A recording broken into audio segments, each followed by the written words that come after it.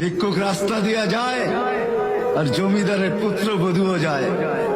একজন সামনের থেকে আসতেছে, একজন সামনের দিকে যাইতেছে। দুইজনের ক্রসিং এর সময় ভিক্ষুকের গায়ের কাদা জমিদারের পুত্রবধূর গায়ে লেগে গেছে। সে দুনিয়া আন্ধার করে ফেলছে, স্বামীকে টাইকা নিয়ে আসছে, বলছে ভিক্ষুক আমার কাপড় নষ্ট করে দিছে। সে শুধু ভিক্ষুক ছিল না, বৃদ্ধ ছিল। বৃদ্ধ ছিল না শুধু, জীর্ণ ছিল, শীর্ণ ছিল, শরীরে কাপড় ছিল না, ফাটা কাপড় ছিল, পায়ে জুতা ছিল না, পেটে ভাত ছিল না।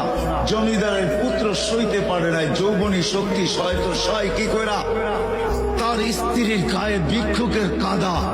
বস সমগ্র শক্তিকে হাতে জমা করা, একত্র করা বৃদ্ধের কালে বসায়। বৃদ্ধ কিচ্ছু বলে নাই, শুধু উপরের দিকে তাকায় দু তিনটা শব্দ উচ্চারণ করছেন। শব্দগুলা হলো ইয়া মাল্লা তারা হলো ওয়ুন, ও আল্লাহ তোকে চোখে দেখা যায় না, ও তারা কুল্লা শাই তুই সব দেখিস, ফারা তারা মা বি তুই কি দেখিস না আমার সাথে কি ঘটতেছে, এটা কি দেখিস না? বলতে দেরি যুবক, মরতে দেরি হয় না।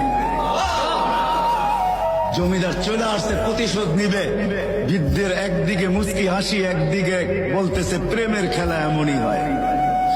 জিজ্ঞাসা করছে কিসের প্রেমের খেলা রে? বলছে ওর প্রেমিকার গায়ে আমার কাদা লাগছে, পায়ের কাদা লাগছে, ও সইতে পারে নাই। যৌবনী শক্তি দিয়ে আমার বৃদ্ধ গালে বসায় দিছে, আমাকেও একজন ভালোবাসে, সেও সইতে পারে না।